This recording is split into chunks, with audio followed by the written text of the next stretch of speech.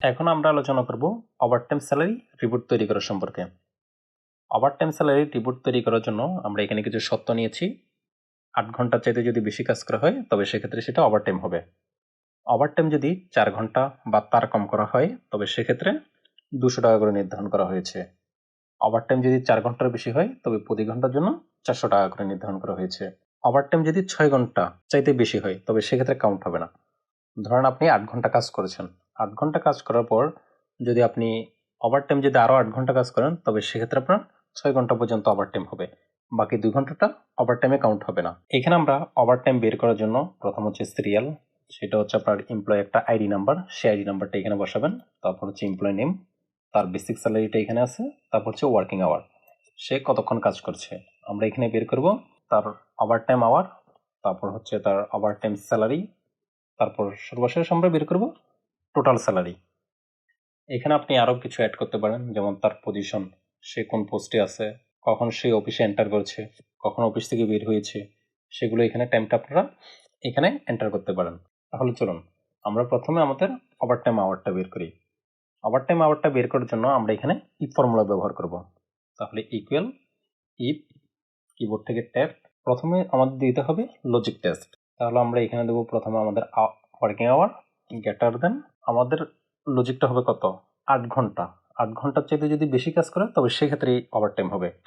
তাহলে 8 কমা, আবার working hour minus 8 কমা, যদি ওয়ার্কিং আওয়ার যদি 8 ঘন্টার চাইতে কম হয় তবে সেক্ষেত্রে সরাসরি ফলস, 0 আসবে।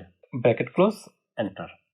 এখন যদি আমরা এটা অটোফিল করি তবে এখানে দেখেন আমাদের ওয়ার্কিং আওয়ারটা 7 ঘন্টা, আর আমাদের এখানে শর্ত ছিল 6 ঘন্টার চাইতে যদি বেশি কাজ করে তবে বাড়তি যে 1 ঘন্টা অথবা 2 ঘন্টা 3 ঘন্টা যেটা থাকবে সেটা কিন্তু আসবে না, এখানে আসবে টোটাল 6 ঘন্টা পর্যন্ত।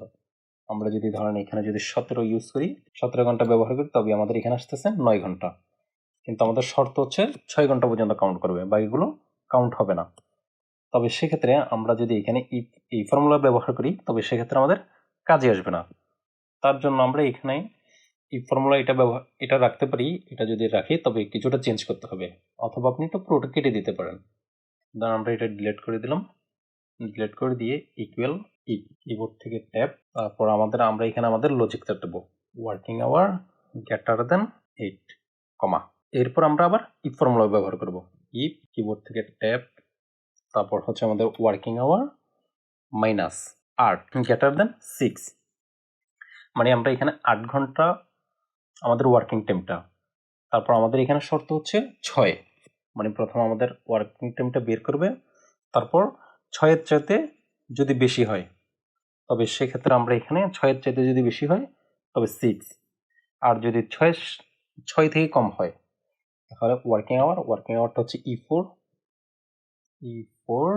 মাইনাস 8, তারপর ব্র্যাকেট ক্লোজ করে আমাদের প্রথম ই ফর্মুলা যেটা এখানে কমা দিয়ে 0, তারপর ব্র্যাকেট ক্লোজ করবো, এন্টার ক্লিক করলে এটা চলে আসতেছে, কারণ এখানে 6 ঘন্টা তার কোনো ওভারটাইম নেই, যার কারণে 0 আসতেছে। আমরা যদি এটা এখন একটু যদি টেনে দিই, এখানে দেখবেন 9টা এখন 6 হয়ে যাবে, এখানে দেখুন 6। আবার যদি একটু পুরোটা টেনে দিয়ে আসি, এখানে 7টা 6 হয়ে গিয়েছে, মানে আমাদের এখানে এই শর্ত অনুযায়ী আমরা আমাদের সূত্রটা ব্যবহার করেছি। আপনারা আবার একটু ফর্মুলাটা দেখে নেন। ফর্মুলাটা হচ্ছে প্রথম হচ্ছে আমাদের লজিক, ওয়ার্কিং আওয়ার থেকে আমাদের 8 ঘন্টা বাদ দিয়েছি। বাদ দেওয়ার পর আমাদের এখানে আবার শর্ত ছিল আরেকটা, যেটা হচ্ছে 6 ঘন্টার বেশি কাজ করলে সেটা ওভারটাইমে কাউন্ট হবে না। তার জন্য আমরা আবার এখানে আমাদের এই ফর্মুলা আবার নিলাম, নিয়ে আমাদের ওয়ার্কিং আওয়ার থেকে আমাদের 8 ঘন্টাটা বাদ দিলাম। 8 ঘন্টা বাদ দেওয়ার পর আমরা আবার চেক করলাম 6 ঘন্টার চাইতে বেশি আসছে কিনা। তার জন্য আমরা 8 ঘন্টা থেকে বাদ দিয়ে 8 ঘন্টা গ্রেটার দেন 6, যদি 6 ঘন্টার চাইতে বেশি হয় তবে সরাসরি 6 বসবে, আর যদি 6 ঘন্টার চাইতে কম হয় তবে ওয়ার্কিং আওয়ার থেকে ওভারটাইমটা মাইনাস হবে। এরপর কমা দিয়ে আমরা আমাদের প্রথম ই ফর্মুলা সেখানে আসি, যদি কোনো ওভারটাইম না থাকে তবে সেক্ষেত্রে সরাসরি 0 বসবে, এখানে 0। এখানে যদি আমরা এখানে যদি 9 ব্যবহার করি তবে এখানে দেখবেন আমাদের 2 চলে আসবে, 1 চলে আসবে। আবার এই 9-এর জায়গায় যদি আমরা এখানে যদি 15 ঘন্টা ইউজ করি তবে 6 চলে আসবে সরাসরি। এখানে যদি 12 ব্যবহার করি তবে 4। আমরা এখানে বের করলাম ওভারটাইম আওয়ারটা। এখন আমরা বের করব ওভারটাইম স্যালারিটা। ওভারটাইম স্যালারি বের করার জন্য আমরা এখানে ব্যবহার করব if formula equal if. Keyboard থেকে ট্যাব ক্লিক করার পর আমরা এখানে আমাদের প্রথমে লজিকটা দেব। লজিক হচ্ছে আমাদের ওভারটাইম আওয়ার যদি 4 ঘন্টা, এখানে দেখেন আমাদের 4 ঘন্টার চাইতে যদি কম হয় তবে সেক্ষেত্রে 4 ঘন্টা অথবা 4 ঘন্টার চাইতে কম হলে 200 টাকা, আর 4 ঘন্টার চাইতে বেশি হলে 400 টাকা। সেই জন্য আমরা এখানে দেবো 4 ঘন্টা গ্রেটার দেন 4, কমা, প্রথমে আমাদের লজিকটা দিলাম। এবার লজিকটা যদি ট্রু হয় তবে সেক্ষেত্রে কি ব্যবহার করব? লজিকটা যদি ট্রু হয় তাহলে 4 ঘন্টা ইন্টু 4 ঘন্টার জন্য আমরা ধরেছি কত, 200 টাকা করে। প্লাস যদি 4 ঘন্টার চাইতে বেশি হয় তবে সেক্ষেত্রে ফার্স্ট ব্র্যাকেট ব্যবহার করব আমাদের ওভারটাইম আওয়ারটা মাইনাস 4 ব্র্যাকেট ক্লোজ, গুণ করব 400 টাকা দিয়ে, 400, কমা, ওয়ার্কিং আওয়ারটা হচ্ছে F4 ইন্টু সরাসরি গুণ করব 200 টাকা দিয়ে, ব্র্যাকেট ক্লোজ, এন্টার। এখানে আপনি সূত্রটাকে বুঝেন। প্রথম আমরা আমাদের ইফ নিয়ে আমরা প্রথমে আমাদের লজিকটা দিয়েছি। যদি লজিক 4 ঘন্টা হয় তবে সেক্ষেত্রে 4 ঘন্টার জন্য 200 টাকা, 4 ঘন্টার কম অথবা 4 ঘন্টার জন্য 200 টাকা।